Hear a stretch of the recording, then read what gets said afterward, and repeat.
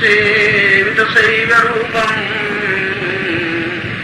दीक्षां वदेन्यमवितं भवपुण्यरूपम् आत्मं च पूर्वजप्रतां परिमेव सिन्धुम् सिद्धार्थमुदीक्ष्य वदेन्नरम् च। मैं संसार की दुर्लभ और अत्यंत कठिन दीक्षा, जिसको सिद्धार्थ दीक्षा कहा जाता है, जो अपने जीवन की एक पूर्णता का एक प्रतीक है, मानव की न्यूनता को पूर्णता में परिवर्तित करने की एक क्रिया है। उस सिद्धार्थ दीक्षा को, जो कि इस श्लोक के अनुसार पूर्वजों के पुण्य और हमारे स्वयं के जीवन के पुण्यों के उदय से ही ऐसे अवसर, ऐसी स्थिति उत्पन्न होती है, प्राप्त होती है, जिसके माध्यम से हम इस दीक्षा को प्राप्त कर सकें और जीवन में पूर्णता और सफलता प्राप्त कर सकें। मैं आपको ऐसा ही आशीर्वाद देता हूं।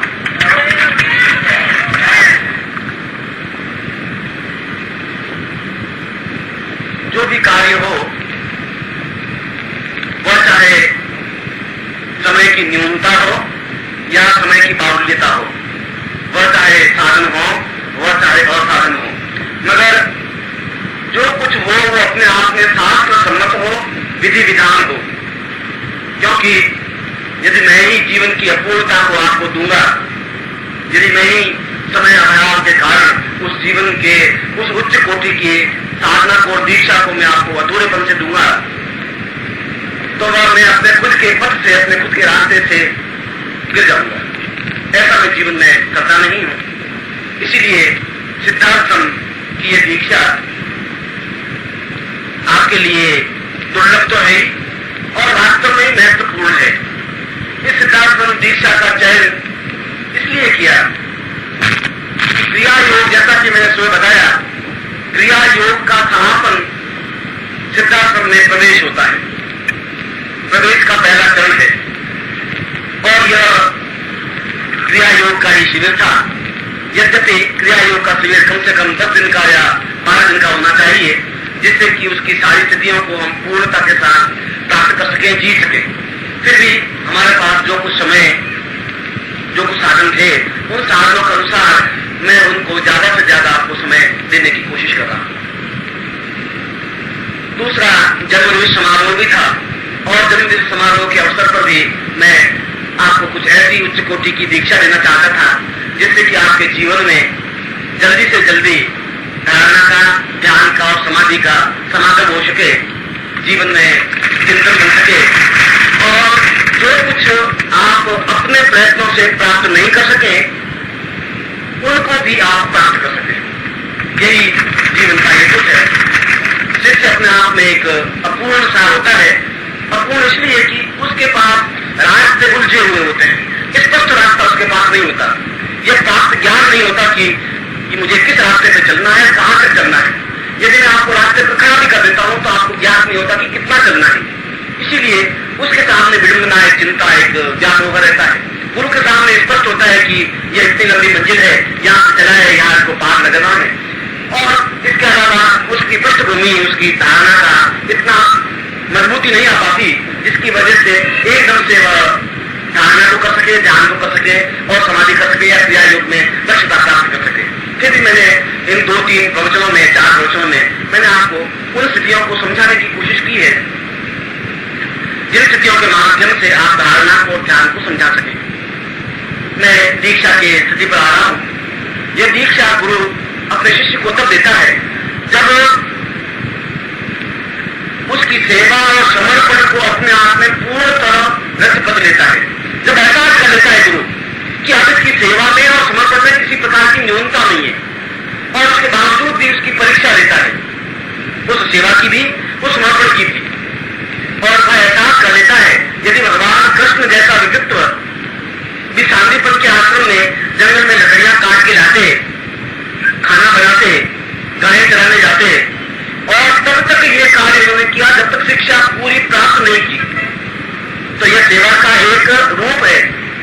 यदि वह भी पूर्ण योगीश्वर थे, कृष्ण थे, जन्म के समय भी ईश्वर के पूर्ण अंश थे, और उस समय भी जब कृष्ण पैदा हुए तब भी पूतना को मार करके उन्होंने ये सिद्ध कर दिया कि वे अपने आप में सर्वशक्तिमान, एक सामर्थ्यवान युग पुरुष हैं। उनको इस सेवा की जरूरत नहीं थी, चांदीपन के आश्रम में उनको इतना सब कुछ करने की जरूरत नहीं थी। मगर चाहे वो कृष्ण हो चाहे कोई हो, उस जगह तक पहुंचने के लिए रास्ता केवल यही है जिसको सेवा कहा जाता है, जिसको समर्पण कहा जाता है। और गुरु ने कहा कि मेरी कुटिया में तुम्हारी जरूरत लकड़ियां काट के लानी है जिससे कि भोजन बन सके, और तुम्हें खाना बनाना जिस तुम्हें और ये बाकी चीज से खाना खा सके, और गायें चराने जाना है, मेरी गायें दो है, उनको तुम्हें चराने जाना है, चाहे बरसात हो चाहे सर्दी हो चाहे गर्मी हो। और उन्होंने ऐसा किया इसलिए उन्होंने उस पूर्ण ज्ञान को प्राप्त कर सके। और जब उस साधना के उस अंतिम स्टेज पर, जब क्रिया योग के अंतिम स्टेज पर कृष्ण चल रहे थे समाधि की स्टेज में, तब उनका एक सुंदर वार्तालाप, गुरु का उनका सुंदर वार्तालाप महाभारत में आता है, और उसमें वेद व्यास ने बड़े ही सुंदर ढंग से उस वार्तालाप को स्पष्ट कर दिया है। मैं एक प्रश्न पर उस दोनों चिंतन को आपके सामने रख रहा हूं। कृष्ण कह रहे हैं, विनम्र रूप मदीयम गुरुदेव तुभ्यम आकूर्य घटत्वमेव वदतम वदेम्यम ऋतम च पात्र मदितम मदिते गुरुत्वम क्रियत्वम मदेव सरितम सासिद्धाश्रम। गुरुदेव, मैं आपके सानिध्य में बैठ करके उन सारे तंत्र मंत्र योग दर्शन मीमांसा राजनीति और शिक्षा को प्राप्त किया है। आपने मुझे कुंडली जागरण की क्रिया दी, आपने मुझे क्रिया योग की दीक्षा दी, आपने मुझे क्रिया योग सिखाया, आपने मुझे धारणा ध्यान और समाधि की स्टेज पर पहुंचाया। फिर भी मैं रिक्तता अनुभव कर रहा हूं। ऐसा लग रहा है कि मेरा सारा शरीर पात्र तो बना हुआ है पर खाली है। इस खाली पात्र में आप कुछ ऐसा प्रदान कर सके जिससे कि मैं अपने आप में पूर्णता प्राप्त कर सकूं, और ऐसी पूर्णता केवल आपके अनुग्रह से ही प्राप्त हो सकती है, जिससे कि मैं सिद्धांत साधना को संतप्त करते हुए उस दीक्षा में अपने आप को पूर्ण निमज्जन करते हुए उस लोक में पहुंच सकूं जिसको सिद्धांत कहते हैं। ये कृष्ण के शब्द है, और उनके सारे शिक्षा के उपरांत यह चिंतन है, ये इच्छा है। और गुरु कह रहे हैं वापिस सामनेपन जवाब दे रहे हैं, मम पुत्र रूपम शिष्यम मदेयम आत्मस्वरूपम श्री कृष्ण रूपम सिद्धात्मा दिव्य मदेव तुर्यम आशीर्वदेव वरतम सातीक्षणोपि। मैं तुम्हें जरूर सिद्धात्म दीक्षा दूंगा, इसलिए तुम मेरे आत्मस्वरूप रहे हो, मेरे प्राण स्वरूप रहे हो, मेरे अत्यंत प्रिय रहे हो, और तुम्हें कोई दीक्षा तो नहीं दे सकता, मैं भी जानता हूं। तुम्हारे इस खाली पात्र को मैं भर सकता हूं क्योंकि मुझमें सामर्थ्य है, और मैं जब खाली पात्र को भरूंगा तब तुम जरूर पूर्णता प्राप्त कर सकोगे। अगर इतनी सेवा और इतने समर्पण के बाद गुरु उस तथ्य को देता है, वास्तव में गुरु की मान्यता है, मगर उसी चिंतन को और उसी धारणा को मैं आपके सामने, उसी सिद्धांत की दीक्षा को मैं आपके सामने प्रस्तुत कर रहा हूं, दे रहा हूं, जिससे कि आप उस अमूल्य रत्न को आप पूर्णता के साथ प्राप्त कर सके, आपको संजो सके, एहसास कर सके कि जरूर आपकी कई पीढ़ियों का पुण्य पूंजीभूत होकर के आपके सामने उपस्थित हुआ होगा, अवश्य हुआ होगा, जिसकी वजह से आपको इतनी महान दीक्षा, उच्च कोटि की दीक्षा प्राप्त हो सही। मगर जैसा कि मैंने इस प्रवचन के प्रारंभ में, इस बातचीत के प्रारंभ में एक लाइन कही, उस लाइन के पीछे सार्थक थी, एक सार्थक चिंतन था। और मैंने कहा कि चाहे समय की कितनी न्यूनता हो, चाहे हमारे पास समय की कमी हो, चाहे हम कितने उतावले हो, मगर जो भी दिया जाए शास्त्र सम्मत दिया जाए, पूर्णता के साथ दिया जाए। और यह सिद्धांत दीक्षा भी 2 चरणों में दी जाती है, क्योंकि इसका पूर्वार्ध चिंतन होता है, इसका उत्तरार्ध चिंतन होता है। ये दोनों ही रूपों में यह दीक्षा अपने आप में पूर्णता प्रदान करती है। इसलिए मैं ऐसा कहकर के दोष का भागी तो नहीं हो सकता कि यह दीक्षा अपने आप में पूर्णता युक्त है, क्योंकि इसकी दोनों टुकड़ों में, दोनों स्थितियों में ही दीक्षा प्रदान की जाएगी, जहां इसकी पूर्वार्ध पूर्वार्ध चिंतन होगा और इसका उत्तरार्ध चिंतन होगा। मैं अभी आपको इसकी पूर्वार्ध दीक्षा दे रहा हूं और पूर्वार्ध दीक्षा के बाद मैं आपकी चिंतन को महसूस करूंगा, अनुभव करूंगा और चिंतन और मनन को अनुभव करने के बाद यदि यह एहसास कर सका कि वास्तव में आपको उत्तरार्ध दीक्षा देने का समय आ गया है तो हो सकता है मैं साल बाद दूं, 6 महीने बाद दूं या कल सुबह भी दे सकता हूं। ये तो कालरात्रि, महारात्रि, मोहरात्रिष्ट दारुणा, ये पूरी दारुणिक रात्रि है बीच में, इस दोनों दीक्षाओं के बीच में आपकी कितनी अपने आप में समर्पण भावना है, अपने आप में कितनी सामर्थ्य है, मगर दोनों ही रूपों में इसका पूर्वार्ध अलग से दिया जाता है, उत्तरार्ध अपने आप में अलग से दिया जाता है। पूर्वार्ध पूरे रूप से उसको सामर्थ्यवान बनाया जाता है, उत्तरार्ध में उसको पूर्ण धारणा, ध्यान, समाधि को उसके शरीर में, उसके आत्मा में, उसके प्राण में संयोजन किया जाता है। इसलिए उत्तरार्ध और अधिक महत्वपूर्ण होता है। पूर्वार्ध में तो उसका पूरा घट तैयार होता है, उस पात्रता को लेने के लिए उत्तरार्ध में पूरा कर दिया जाता है। जहां श्री कृष्ण ने कहा कि मेरा घर खाली है, मैं ऐसा समझ रहा हूं मेरा पात्र पूरा खाली है, इतना सब कुछ आपने सामूहिक दीक्षा, दूसरी दीक्षा दी, फिर भी मैं खालीपन महसूस कर रहा हूं। और यह खालीपन, यह रिश्ता अपने आप में जहां आपका पूर्ण एक गुरु के प्रति चिंतन और मनन होता है, उनके प्रति पूर्ण समर्पण साधना होती है, तो रात्रि को जरूर कुछ ऐसी स्थितियां लेंगे जिससे कि आप अपने आप को पूर्णतः समर्पण की भावना के साथ हो सके। क्योंकि शास्त्र समझ चिंतन यही है कि गुरु तभी दे, फिर मैं आपको बोल रहा हूं, शास्त्र ये कह रहा है कि गुरु तभी यह दीक्षा दे जब वह पूर्ण समर्पित हो। और ये मैं फिर आपको दोहरा रहा हूं कि गुरु तभी इस दीक्षा को दे जब पूर्ण समर्पण हो। अगर समर्पण नहीं है तो गुरु नहीं दीक्षा दे, देना ही शास्त्र विरुद्ध होगा और शिष्य नहीं ले, क्योंकि वह अपने आप में पूर्ण समर्पित हो नहीं सका है। इसीलिए उस पूर्वार्ध के बाद में गुरु टेस्ट करता रहता है उसको, उस टेस्ट की कोई लिमिट नहीं है। हो सकता है 7 साल लगे, 2 साल लगे, 5 साल लगे, हो सकता है जीवन बीत जाए, अगला जीवन मिल जाए, और हो सकता है कि 4 घंटे बाद भी उत्तरार्ध दे दे, चाहे 1 रात्रि के बाद भी दे दे, 2 रात्रि के बाद भी दे दे। यदि आप में उतनी क्षमता प्राप्त कर सके कि आप मुझसे सुबह दीक्षा प्राप्त कर सके उत्तरार्ध, या आपकी विजय होगी या आपकी सफलता होगी। मैं तो शास्त्र के अनुसार चल रहा हूं और मैं आपको पूर्वार्ध दे रहा हूं। सुबह आप अपने आप में पूर्णता दीक्षा के क्रम को समझो। आप सीधे बैठ जाए।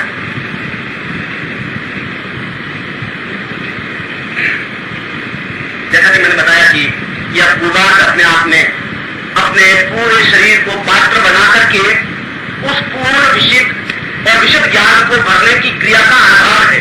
पात्र बनाना अपने आप में बहुत कठिन है, क्योंकि भरा हुआ जो भी छल, झूठ, कपट है, उनसे रिक्त करता हुआ पात्र को तैयार करना है। इसीलिए इस महत्वपूर्ण चिंतन में आप तैयार हो।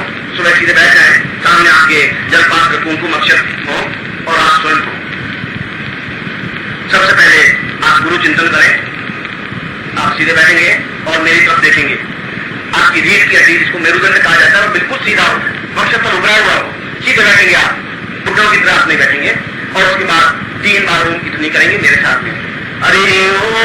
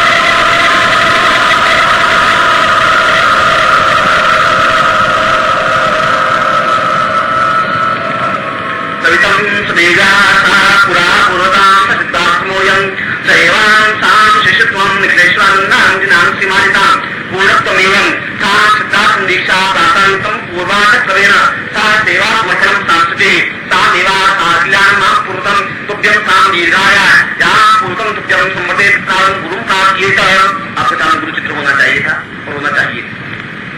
उनके सामने आप जल से स्नान कराएं और जल से स्नान कराने के बाद में कुमकुम का तिलक करें। नमो शिवाय। सहस्राय सहस्रमूर्तये सहस्रपादाय सहस्ररूपाय सहस्रनाम्ने पुरुषाय शाश्वते सहस्रकोटिविधाय नमः गन्धां पान्तु वरिदीक्षामाप्नोति दीक्षाप्नोति दक्षिणां सुतमाप्नोति सदयां सत्यमाप्यते सां तिलकं कृत्वा नमः पूर्वासां दिवतिं सुतेन्द्रोत्सनां प्रभूतां शवेदा सन्ताक्षोऽष्टमेवि शत्नो बृहस्पति ददातु अक्षतं समर्पयामि वा चलो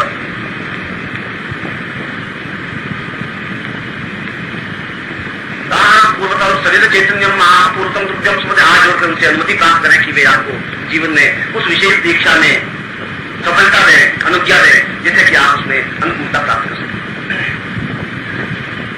तथा दो सूर्य प्राप्त है, सूर्य को प्राप्त करें। ओम महास्वेदकार्तमानो निवेशयन्न मतमकिंच हिरण्येन सवितारतेन देवो यात्पूर्णानि सूर्यं ताम् आप्सं शिशुदेवैतं पुरुषाच्युतमुच्यत पश्येम सर्वदा सदञ्जीवेम सर्वा सतघोषणोयाम सर्वा शतं प्रभाम सर्वदा सतपन्नास्याम सर्वदा सतं भूजस सर्वस्तात् सभी देवताओं के तेज को प्राप्त करें।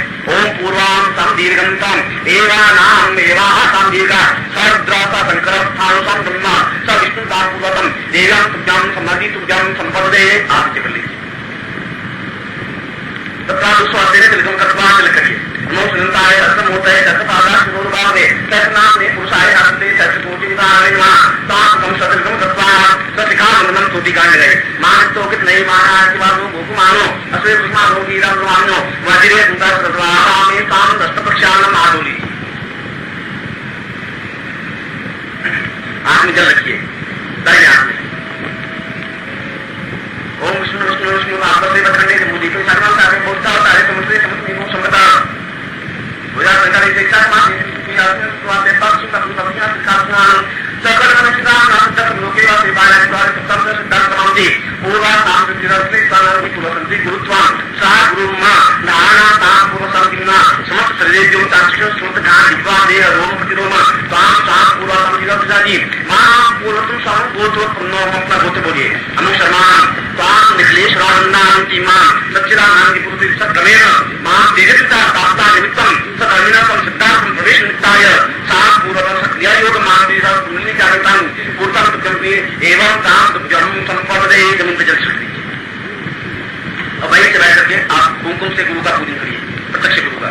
ओम गुरु ब्रह्मा गुरु विष्णु गुरुदेवो महेश्वर गुरु साक्षात् ब्रह्मा तस्मै श्री गुरु चरण कमलेभ्यो नमः अक्षतम्। ओम मां देवस्य मां अज्ञानान्तिमिरामस्य ज्ञानाञ्जनशलाकया चक्षुरुन्मीलितं येन तस्मै श्री गुरुवे नमः तां भूत्वं तं तुभ्यं मां सन्धि स्वातुभ्यं संपदेति कृतं तुभ्यं मां भूतं तुभ्यं तत्काल तुभ्यं संपदे। दोनों हाथों को फैला दीजिए, कमल की तरफ खोल दीजिए।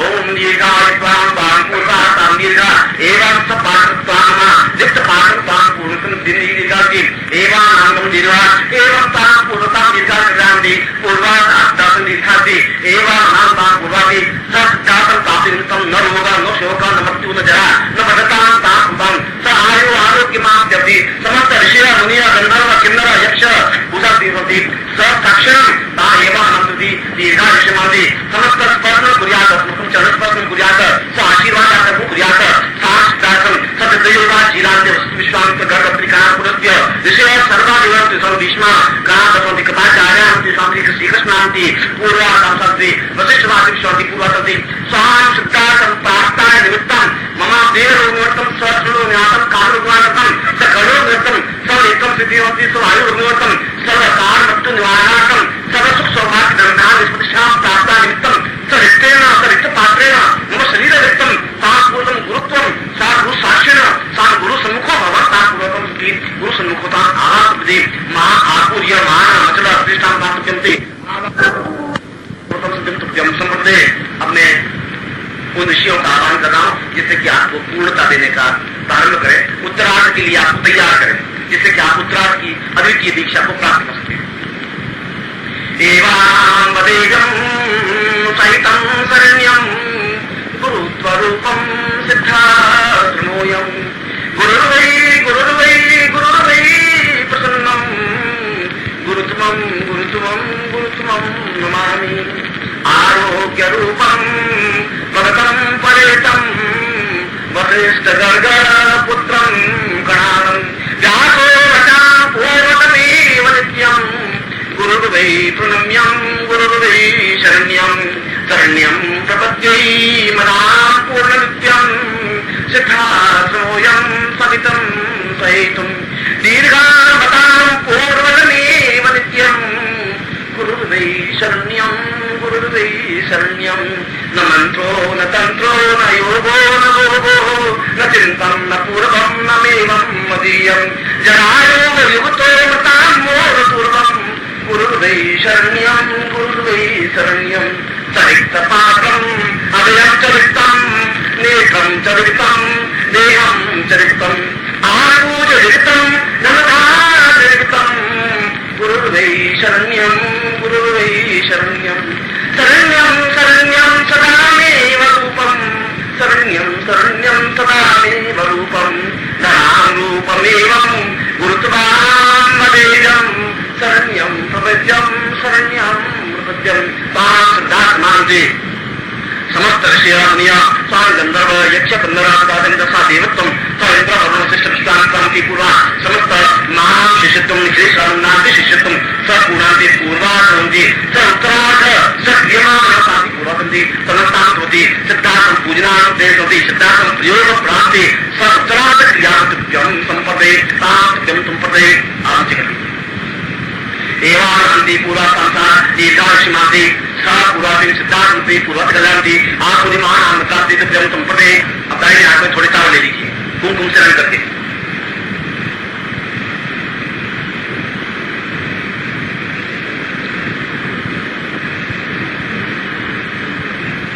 और सर्व मुद्रा में ये पहली उंगली को अंगूठे से दबाएंगे तो सर्व मुद्रा हो जाएगी या चावल होंगे। इस प्रकार से आप सीधे हाथ कर दीजिए।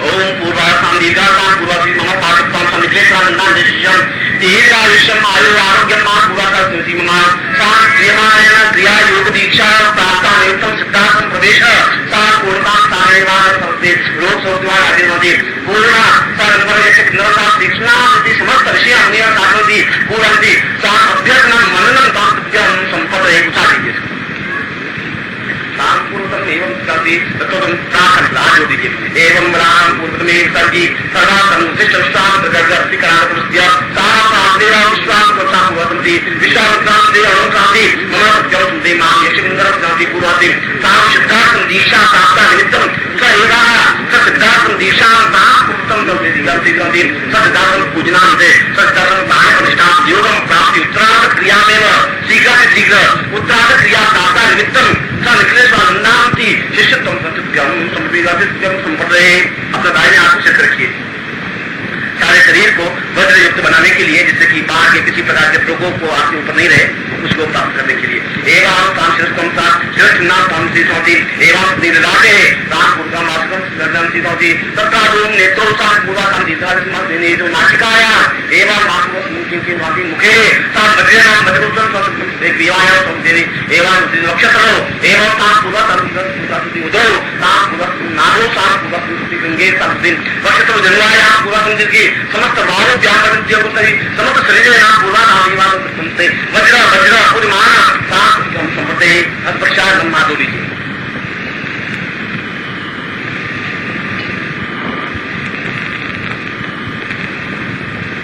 अपना आपने चाप लीजिए कुमकुम से रंग करके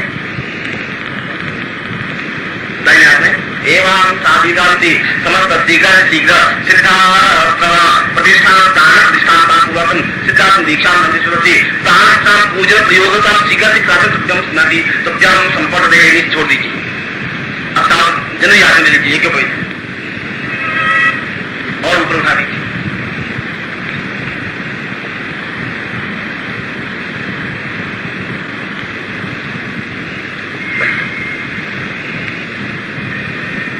ओम दिष्कुदेव वैतम पुरुषाष्टकम चरता शिव सरदा पंची सरदा सतगुण संयाम सरदा शातम प्रवाह सरदा सपना श्याम सदा ताम ब्रह्मा प्रथम मुद्रम ब्रह्म स्थापयामि आत्मन ब्राह्मणो श्रीजाय धर्माश्रेदा न्यासपुरी कपिलो चित्यादि महान हो जाए ताम दौद्री रे निर्भोडा निर्वाणासु सप्तम त्रिकोणति तत्रा द्वितीय गायन विष्णु स्थापयामि ओम दिष्कुदेव न विष्णु गायन विष्णु सुदेव विष्णु शिव विष्णु दोषि वैतम विष्णुताम ताम द्वितीय रुद्रम स्थापयामि ओम नमः संभवा यजमयो भवाय नमः शंकरा यजमस्करा यजनम शिवाय राज्य तथा जो त्रिधारम तांत्रिक तीन तांत्रिक अग्नि स्थापयामि मन स्थापयामि शोध स्थापयामि तथा जो समस्त योगिनी स्थापयामि साम दिसम 32 पूंजी तथा जो द्वादश संसोकर स्थापयामि। जैसे 32 पूर्ण देवियों को स्थापना की जाती है इस स्थापना में स्थापयामि स्थापयामि वेराच स्थापयामि चाचिम स्थापयामि प्रियमान स्थापयामि क्रियाया स्थापयामि दीर्घा स्थापयामि रूपम स्थापयामि वक्षमाणाय स्थापयामि त्रिदोषना स्थापयामि एवं स्थापयामि स्थापयामि दीर्घा स्थापयामि एवं स्थापयामि प्रियमान स्थापयामि समस्तदान स्थापयामि समस्तदान चैतन्य स्थापयामि दीर्घाय स्थापयामि मकारित निवारण स्थापयामि सिंह स्थापयामि विष्णु स्थापयामि रुद्र स्थापयामि गौरी स्थापयामि आस्तिक पद्मा स्थापयामि सच्ची स्थापयामि मेधाय स्थापयामि सावित्री स्थापयामि विजय स्थापयामि जया स्थापयामि दीर्घा स्थापयामि पुष्टि स्थापयामि चुप्ति स्थापयामि आत्मकुल देवताय स्थापयामि दास देवी स्थापयामि सा यज्ञपरितम सा सिद्धोत्तम दीक्षायास्ति पूर्वतम पूर्णतमेव निशेष अंगन गुरु साक्षिणी ताम यज्ञोपितम धारयामि कर लीजिए। यज्ञोपवितम परमं पवित्रम गले में करिए यज्ञोपवितम परमं पवित्रम प्रसाद दीजिए सैजन पुस्तक लाइन नाम डाल दीजिए। यज्ञोपवितम परमं पवित्रम प्रसाद दीजिए सैजन पुस्तक आयुष यज्ञोपवितम दीजिए पूर्ण यज्ञ निकाल दीजिए। इससे पहले पहना हुआ जीर्णचार विद्यारो गच्छसूत्र यथाश्रम शास्त्रते सिद्धांत्यम संपदे अस्पश्याम पुनः आदुरी।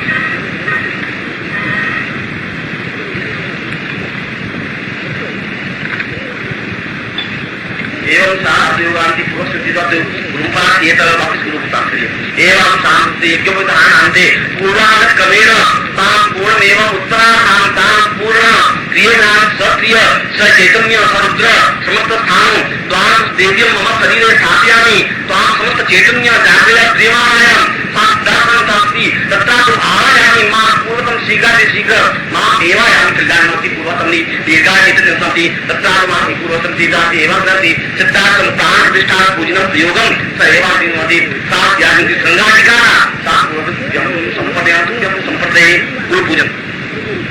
ओम गुरु ब्रह्मा गुरु विष्णु गुरुदेव महेश्वर गुरु साक्षात् ब्रह्मा तस्मै श्री गुरु चन्द्रकमलेभ्यो नमः। ज्ञान मूलं गुरु मूर्ति पूजा मूलं गुरु पदं मंत्र मूलं गुरु वाक्य मोक्ष मूलं गुरु कृपा मूलं करोति वाचा दर्पण मूलं निधिगम यत्कृपा मन्ये परमानन्दमार्गं गुरुचमे देव संददामि स्थानं समजामि स्नानान्ते पयोदधिगतं चैव मधु च सर्कायं पंचामृत देवी च स्नानार्थं सिद्धां पंचामृत स्नानं समजामिना पंचामृत शुद्ध स्नानान्ते कुंकुम कुंकुमात् अक्षतं संस्कारस्तान्ते पुष्पं पुष्पान्ते धूपं दीपं च नैवेद्यं स्थापनं कृष्ण तुभ्यं संपदे। त्वमेव माता च पिता त्वमेव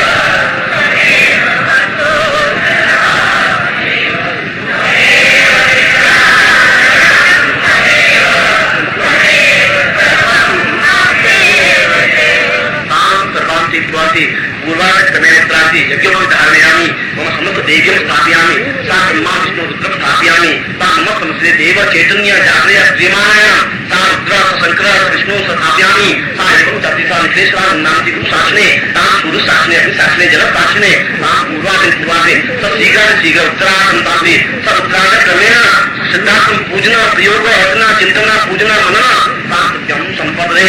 अब इसके बाद में लाइन बात यह है कि पूर्वार्ध और उत्तरार्ध के बीच में सिद्धार्थ पूजन अर्चन मनन चिंतन और क्रियमाणाएं होता रहना चाहिए। शाम को मैं आपको प्रयोग करवाऊंगा वह शाम का प्रयोग उस सिद्धार्थ पूजन प्रयोग चिंतन होगा।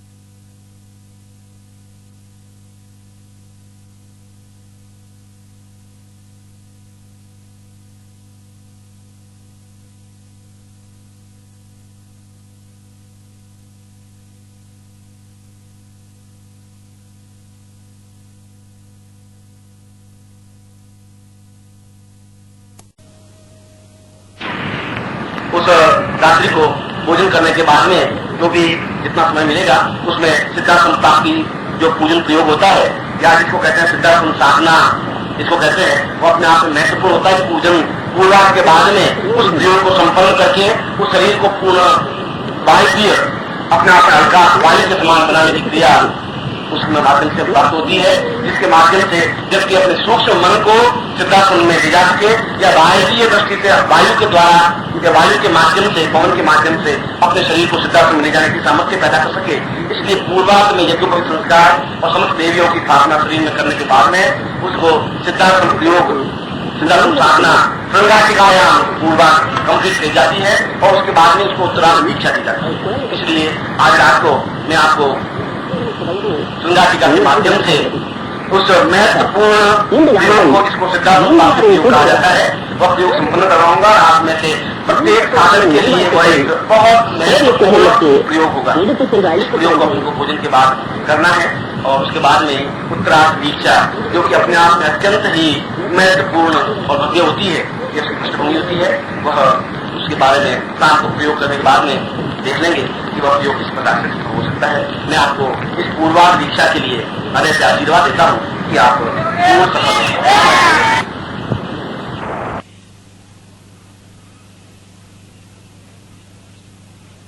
गृहस्थ शिष्यों के बीच में भी आना पड़ता है, बोलना पड़ता है, और ठीक जिस प्रकार से आप लोग और जितनी तादाद में आप लोग हैं उससे भी ज्यादा तादाद में सन्यासी शिष्यों के बीच में भी उन दिनों में भी बैठना पड़ता है और बोलना पड़ता है। इस प्रकार मैं आपके पास बैठा हूँ, बातचीत कर रहा हूँ, ठीक उसी प्रकार से इसी रूप में अपने शरीर को स्थापित करता हुआ उनको भी मैं नवरात्रि में भी पूरी नवरात्रि साधनाएं संपन्न करवाता हूँ। जब दिन के अवसर पर भी मैं आप लोगों के बीच में भी था, उन लोगों के बीच में भी था, और वे उस जन्मदिन के अवसर पर, क्योंकि वे मुझे पूछते हैं कि आप हमारे गुरु हैं, हम सन्यासी शिष्य हैं, हमने घर बार गृहस्थ सुख सुविधाओं को छोड़ दिया है, और आप जब हमारे बीच में होते हैं और जब हमारे बीच में सन्यासी रूप में थे तब एक ऐसा लगता था कि हमें एक रास्ता दिखाने वाला है, मार्गदर्शक है, एक हमारा बुजुर्ग, एक हमारा चेतना पुंज हमारे साथ में है, और हम निश्चिंत निर्भीक होकर के बराबर साधना पथ पर अग्रसर होते रहते थे। किसी प्रकार की भय और चिंता नहीं होती थी। मगर अब भी आपका संरक्षण और संवर्धन तो है, मगर जो सक्रिय आपके दर्शन और जो सक्रिय मार्गदर्शन निरंतर होना चाहिए वह नहीं हो पा रहा है। आप आते जरूर हैं, चाहे नवरात्रि का अवसर हो, चाहे 9 दिन की साधना में करवानी हो, चाहे हमें अन्य साधनाएं करवानी हो, चाहे हमें दीक्षा प्रदान करनी हो, जरूर आप आते हैं और हमें मार्गदर्शन देते हैं। मगर आप संन्यास जीवन में रहते हुए संन्यास की एक बड़ा आस्था को स्थापित करते हुए आप पुनः गृहस्थ में गए और गृहस्थ शिष्यों के बीच में है, ऐसा वे आपको क्या दे रहे हैं जो किस स्वार्थ से बैठे हैं? क्या है उनके पास? वो आपको क्या दे पाते हैं? ऐसा आपको क्या स्वार्थ हो गया, उनसे क्या संबंध हो गया है, क्या अटैचमेंट है? और इसका उत्तर आपने 15-20 मिनट पहले दिया है। ये स्वार्थ है, ये स्नेह है, ये आपकी मेरी डोर ऐसी बंधी हुई है कि मैं चाहते हुए भी मैं आपको छोड़ नहीं पाता। मैं आपको जब भाव विभोर होते हुए, मैं जब आपको अपने दुख दर्द भुला करके मुझ में लीन होते हुए एक गुरु पद को स्थापित करते हुए, जैसा कि मैंने प्रवचन में कहा कि मैं पूर्वार्ध तो आपको दीक्षा दी है, उत्तरार्ध की दीक्षा तो मैं तब दे सकूंगा जब मैं देखूंगा कि आप मुझ में कितना और किस प्रकार से लीन है, कितना समर्पण है। और समर्पण का मतलब होता है कि देह का भान नहीं होता, ये ज्ञान नहीं होता कि पुरुष हूं या स्त्री हूं, यह भान नहीं होता कि कहां खड़ा हूं, किस प्रकार से खड़ा हूं, मैं नाच रहा हूं कि नहीं नाच रहा हूं। पूरा शरीर नर्तनमय होकर के बिखर जाता है, उसके चरणों में लीन हो जाता है।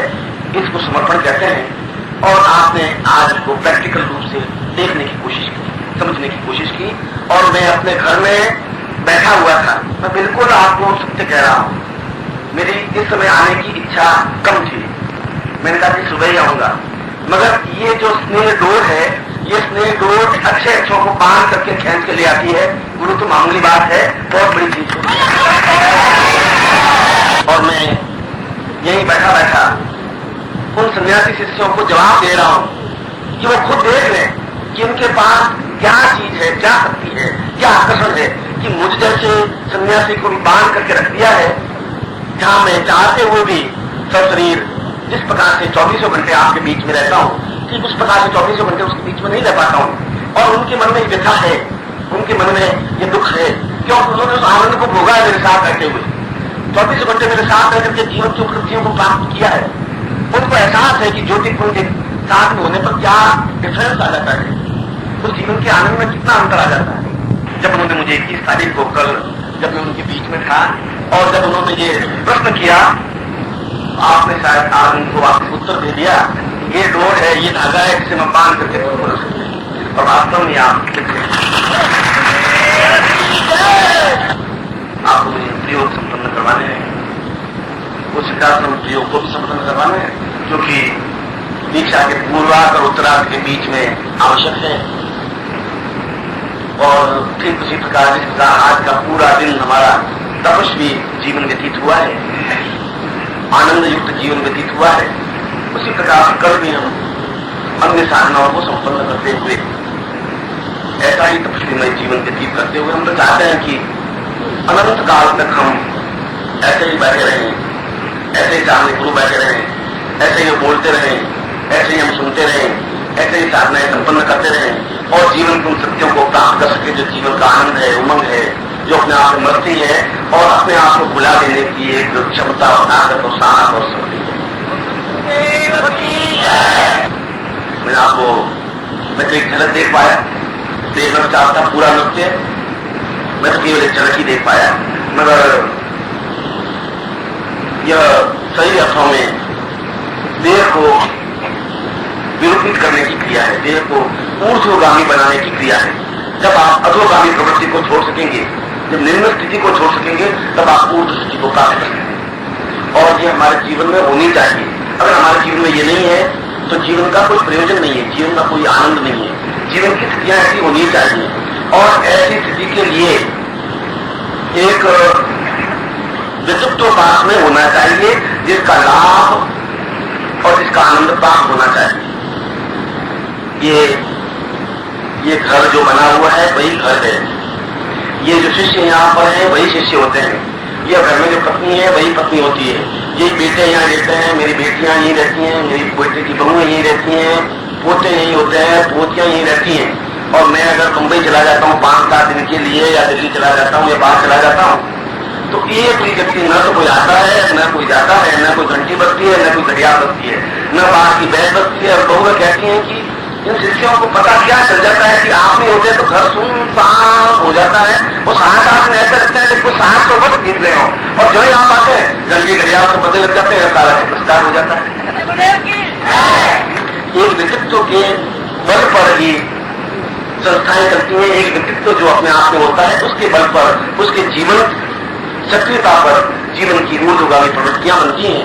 मैं ऐसा कहकर के मैं कोई अपनी प्रशंसा नहीं कर रहा हूँ, कोई अपनी विशेषता नहीं बता रहा हूँ, मैं तो परिवार में अपनी एक बात कह रहा हूँ कि जीवन का एक पूर्ण सत्य आप प्राप्त कर सकें और पूर्ण सत्य प्राप्त करने के लिए निरंतर गुरु के पास जाना ही पड़ेगा। मैंने आपको सुबह सेवा भावना के लिए कहा कि आप वहीं बैठ करके भी यदि आधा घंटा गुरु कार्य करते हैं तो सेवा है, मगर सेवा का वह एक अर्थ है, मगर सेवा के साथ साथ गुरु का साहचर्य भी अनिवार्य है। उनके पास रहें, उनको देखें, उनकी सेवा करें। जो आपके गुरु हो, जो मेरे गुरु हो, मेरी भी जीवन की इच्छा रहती है कि मैं उनके पास रहूं 2 मिनट भी, 10 मिनट भी, 15 मिनट भी, मगर उन्होंने मुझे जीवन का एक कठोर कार्य सौंपा है कि तुम्हें हर हालत में इस देश में उन भारतीय मूल्यों को, उन भारतीय शासन सत्यों को जो हमारे पूर्वजों की विद्या है उनको स्थापित करना ही है, हर हालत में स्थापित करना है। चुनौतियों का जवाब देते हुए, सारे अंधड़ और तूफान को झेलते हुए, गालियां और आलोचनाओं को सहन करते हुए तुम्हें हजारों दीप लगा देने हैं, इतने दीपक लगा देने हैं कि इस भारत में अंधकार नहीं रह सके। और मैं हजारों दीप लगा रहा हूं, और ये दीप है, अंधकार नहीं रह सकता।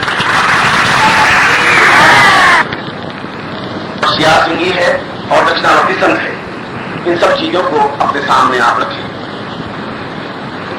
ये 3-4 लोगों के पत्र मिले, उन पत्रों में ये कहा कि आपने एक मुखी रुद्राक्ष का प्रयोग गुरु जी करवा दिया, मेरी इच्छा उस समय ध्यान नहीं था, मुझे तो वापिस प्रयोग करना है, जीवन की मेरी एक न्यूनता रह सकेगी, उस समय मेरे पास माना नहीं कि अब मेरे पास है। तो मैं कल जब उसका उत्तरार्ध प्रयोग होगा तो अगर किसी के प्रयोग रह गए होंगे और उसके बाद में उनके पास सामग्री आई होगी तो उन प्रयोगों को मैं वापिस करवा दूंगा, किसी बात की आप चिंता नहीं।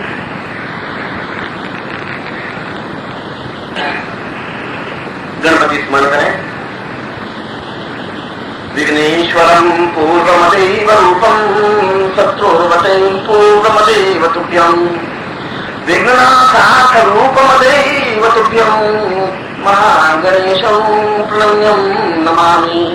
रिद्धिं च सिद्धिं च देहं च दुःखदं ज्ञानं च रूपं परमं पवित्रं गौरं च पुत्रमधियै मदरैव सिन्धुं गणपतिं प्रमेयं गणपतिं प्रमेयं श्रीमन् गणाधिपतये नमः। आवाहयामि स्थापयामि रिद्धिसिद्धिसहितम् आवाहयामि मम मन्दिरे त्वां पूर्वकं गुरु साक्षिणां व्यं संपदेत प्रादु शिखावन्नं मानस्तो कितने माना आर्थिमानो मोक्षमानो श्रेष्ठमानो वीरं काम्यो सदभावे स्वस्तिं तिलकं प्रत्वाहा नमो संताय सहस्रमूर्तये सहस्रपादात् गुरुभावे सहस्रनाम्ने पुरुषाय शाश्वते सहस्रकोटि उदाहरणे मां तिलकं प्रत्वाहा मत्पक्षानं भागोलिहि तत्रादु संकल्पं कुर्यात् दायिनी आत्म जपति।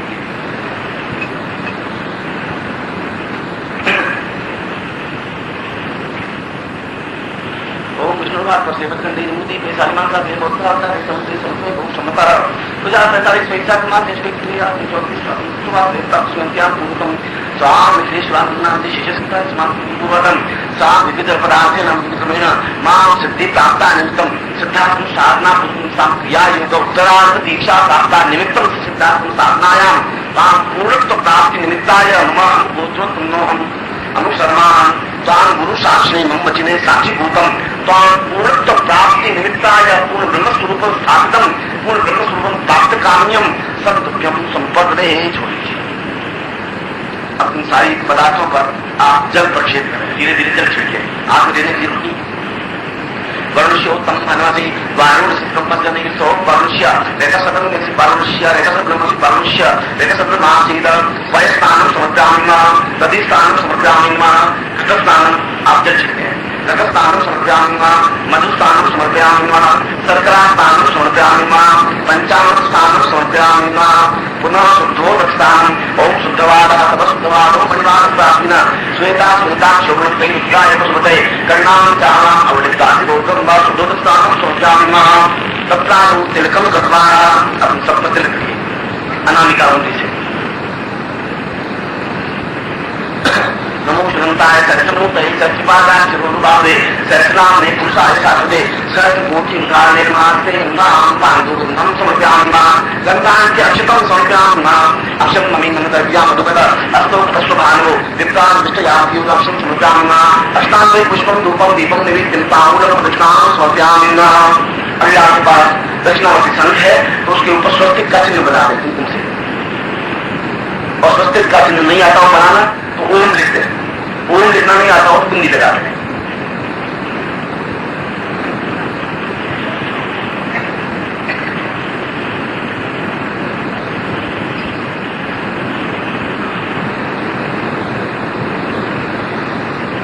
ओम विष्णु विष्णु से वैष्णव विष्णु वेत्वाम ताम स्वस्तिका पूर्वकम मम ग्रहेषु कल्याण प्राप्ता निमित्तम ताम सिद्धि प्राप्ता निमित्तम गुंजरेण स आंतरिक गुंजरेण प्राप्त्यम संपदे। अब उसके बाद में नीचे रख दीजिए सबको और बाएं हाथ में चावल ले लीजिए और उनको नीचे रख दीजिए। आप इन दानों को इन सभी चीजों पर धीरे धीरे छिड़किए, मैं मंत्र बोल रहा हूँ बाहर से करवा रहा हूँ, सब वस्तुओं पर धीरे धीरे छिड़कते रहेंगे। 8 वस्तुएं वो है, शंख है और सियार, इन सब वस्तुओं पर छिड़केंगे, एक एक दाना डालते रहेंगे। ओम प्राणाय स्वाहा, प्राणाय स्वाहा, ज्ञानाय स्वाहा, समानाय स्वाहा, पूर्व सा दीर्घाय प्रमामति सुदेशंति पूर्वा संति पूर्वा संति अंकन चंद्र पुण्यसु हिंदुला मलय मलय मलय मलय जाने जाने छोटे छोटे दीतम पूर्वा पांतिमो पांति पूर्णा कामकी कुंके काम शांशेषु सिद्धि व्याम सुवे एंकार शिरूपा एंकार प्रकार के क्रिकारी काम ने बीरू ने जामुना चंद्रादि जनेगा चितो दिले धाम दिन दो दूसरे पत्नी वाम भी वो बात दूसरी कांति को काली ने भी सामसी सुवे वो ओंकार ने दिनवा निवासी ओंकार सभी भूति काटावी तांभूति माने श्रीदाम भूति रिद्धि कृताम भूति सिद्धि कृताम भगवती पुष्टि कृताम भगवती तुष्टि रवंतो विनाश कृताम सभा प्रदेताम तीर्थादि एवं महापुरुषा कल्याण कल्याण सारसम प्राय कल्याण जात सत्यमति मान पूर्णतम शाम कल्याण की पूर्वे सा एवं रि तुभ्यम तान निष्ठा प्रयोगम सर्वगुरु साक्षिणे तम अग्नि साक्षिणे जगत साक्षिणे ताम गुरु साक्षिणे ताम ति पूर्ण तुभ्यम संपदे। अब उसके बाद में आप वापिस कुमकुम प्रत्येक पदार्थ पर कुमकुम लगाइए। जैसे पहले उदाहरण दे रहा हूं, पहले तल पे कुमकुम लगाई बिंदी और फिर वहीं से बिंदी उठाकर लाट लगाइए, फिर दूसरी वस्तु पर बिंदी लगाइए, फिर वहां उठाकर फिर लाट लगाइए, फिर तीसरी पर इस प्रकार से 10 पर आप ऐसा करिए। आपका सीधा संबंध बन जाता है आगे गुरु पूजन।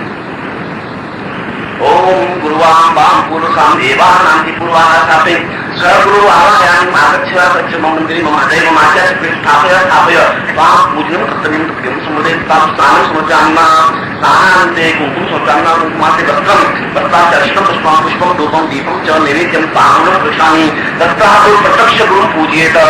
प्रत्यक्ष गुरु तुमको कुंकुम अक्षते तामति ओम गुरुवामति पूर्वावति गुरु ब्रह्मावति पुरसावति गुरु विष्णु तामति गुरु ताम जम संपदे। गुरु ब्रह्मा गुरु विष्णु गुरुदेवो महेश्वर गुरु साक्षात् परब्रह्म तस्मै श्री गुरु चरणकमले ध्यान मूलं गुरु मोदिर पूजा मूलं गुरु परम मंत्र मूलं गुरु वाक्य मोक्ष मूलं गुरु कृपा मूकं करोति वाचालं पंगुलं यदि गिरिं यत्कृपातमहं वन्दे परमानन्दमाधवं त्वमेव माता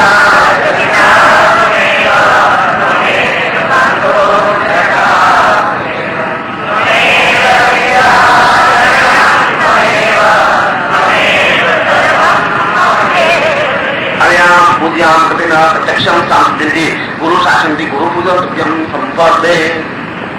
कल का दिन आपके महत्वपूर्ण है क्योंकि कल सिद्धार्थ प्रयोग जो आज हुआ है उसको साक्षीभूत रखते हुए इसका उत्तरार्ध दीक्षा जो आपको मैंने कही है।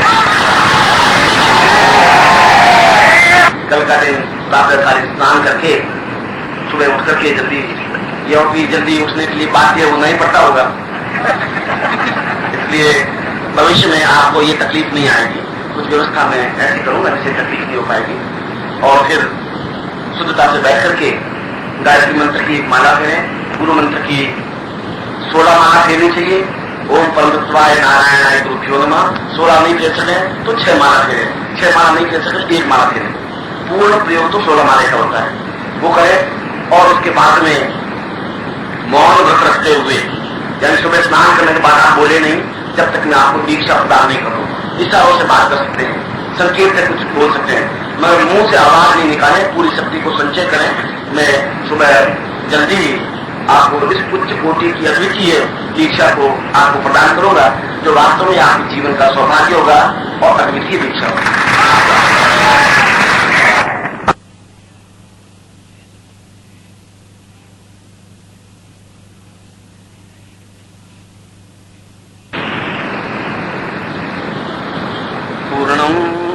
पूर्णवदैव रूपमचलम्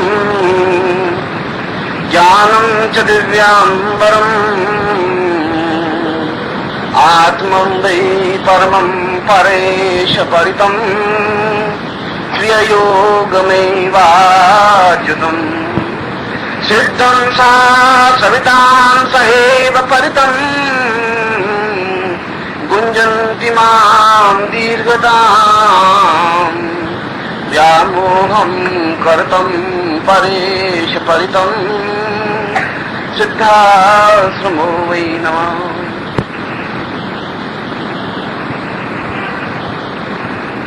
जीवन का एक ऐसा सौभाग्यदायक क्षण, जीवन का एक ऐसा समय जिसकी प्रतीक्षा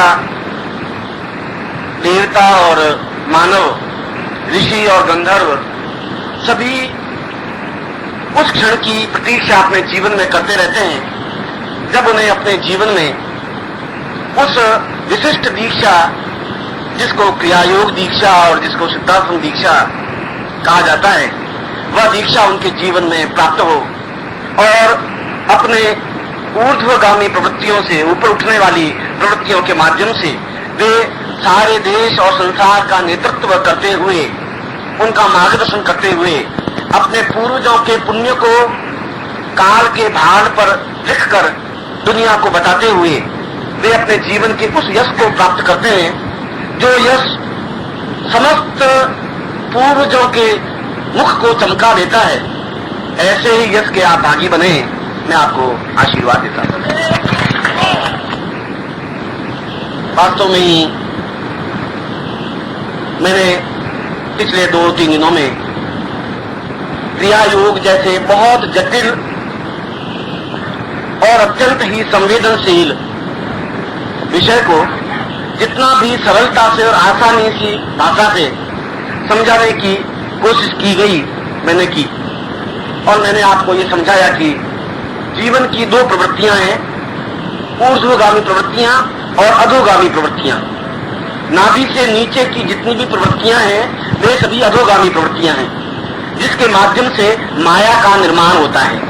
पुत्र होते हैं, पोते होते हैं, पत्नी, बंधु, बांधव, इन सबका संबंध नाभि से नीचे की प्रवृत्तियों का संचालन है।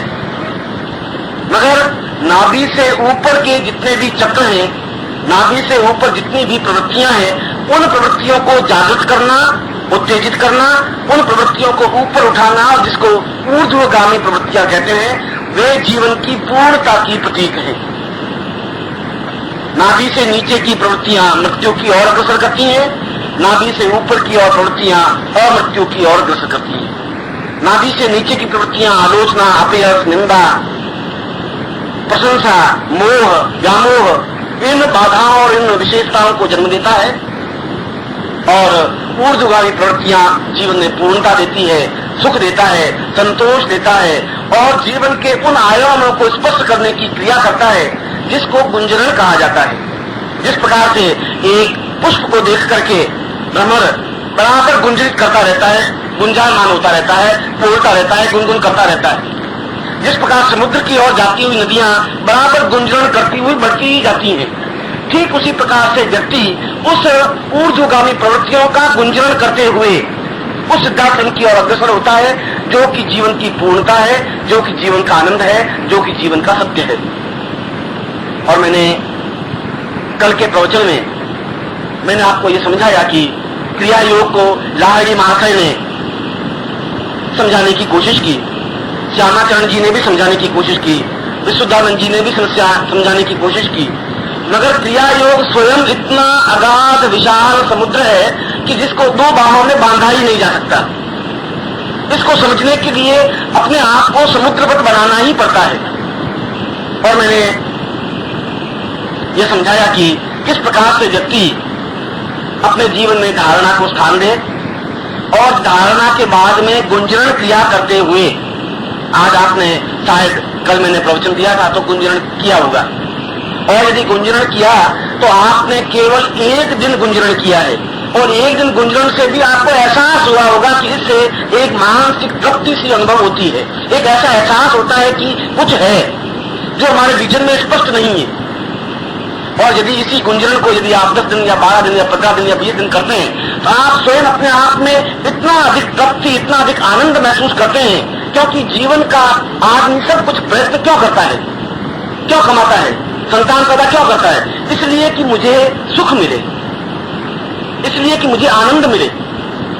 और उस सुख और उस आनंद की प्रतिप्ति के लिए अधोगामी प्रवृत्तियों की ओर बढ़ता जाता है, और जितना ही अधोगामी प्रवृत्तियों की ओर जितना ज्यादा बढ़ता है उतना ही वह दुख की ओर बढ़ता रहता है। संतान पैदा करना सुख का परिचायक हो सकता है, वो संतान को 18 साल का बना देना बड़ा ही दुख का परिचायक है, आसान काम नहीं है, बहुत ही परेशानियां, दुख, कष्ट, और उसके बाद भी उससे अगर सुख मिले ये कोई जरूरी नहीं है। और यदि सुख मिल भी जाए तो सुख अपने आप में आनंद नहीं दे सकता। सुख बिल्कुल दूसरी चीज है, आनंद बिल्कुल दूसरी चीज है। ये पंखा चल रहा है तो मुझे सुख तो मिलता है, आनंद नहीं दे सकता। अगर मैं मेंटल टेंशन में हूं तो एसी लगा हुआ हो, एयर कंडीशन लगा हुआ हो, नौकर चाकर हो, तो सब कुछ बेकार है। बस सुख अपने आप में बहुत डिस्टर्ब है, बहुत मेंटली परेशान है। बस सुख क्या काम का? यदि आदमी बीमार है, अशक्त है, हार्ट का मरीज है, अगर उसको दिल का रोग लग गया है तो उसको चाहे महल हो चाहे मकान हो, कहां सुख देंगे? उसको आनंद नहीं दे सकते। आनंद की जो प्रवृत्ति है, सच्चिदानंद जो स्वरूप है जीवन का, जिसको सत्य चित्त और आनंद कहते हैं, वो आनंद तो अपने जीवन की ऊर्ध्वगामी प्रवृत्तियों के माध्यम से ही बनता है। और इसीलिए मैंने कल बहुत आसान विधि से गुंजरण क्रिया के माध्यम से आप ध्यान की अवस्था में पहुंच सके। ध्यान जहां अपने आप को अपना ज्ञान नहीं रहे, हम थॉटलेस माइंड बना सके, हम अपने आप में नहीं रह सके और पूरी तरह से अपने आप में डूब जाएं।